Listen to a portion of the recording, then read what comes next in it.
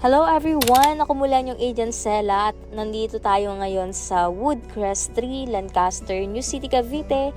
Kaya townhouse perimeter lot po ito na side dito sa Block 1, lot, hindi ako sure, basta lot 70 something.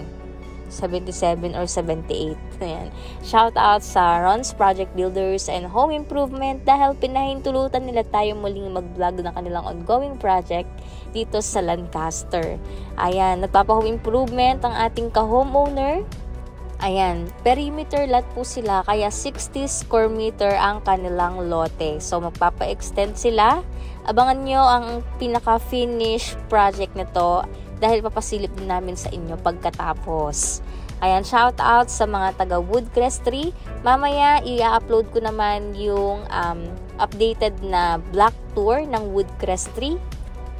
Sa mga interested din po sa Thea Townhouse, actually, ang Thea Townhouse po ay sold out na. Wala nang pre-selling na available, wala na ring ready for occupancy. Pero minsan may nag-available pa isa-isa, kaya sa mga interested, pwede ko po kayong paabangan ng unit. Ayan, habang may mga isa-isa pang nag-available. Thea Townhouse po has 3 bedrooms, 2 toilet and bath, 50 square meter lot, 50 square meter yung lot area niya pag inner, nasa 60 naman pag perimeter. Ayan, nasa 2.7 po ito ngayon, 22,000 monthly. And ito yung kanilang veranda.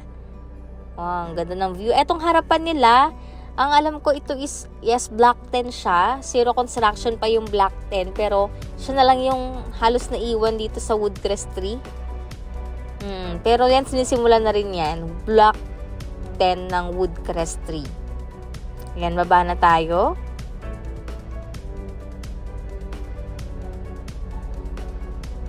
Pagka-accept po ninyo ng bahay, pwede nyo na pong ipa-home improvement yung bahay nyo gaya nito. Medyo maulan ngayon dito sa Lancaster.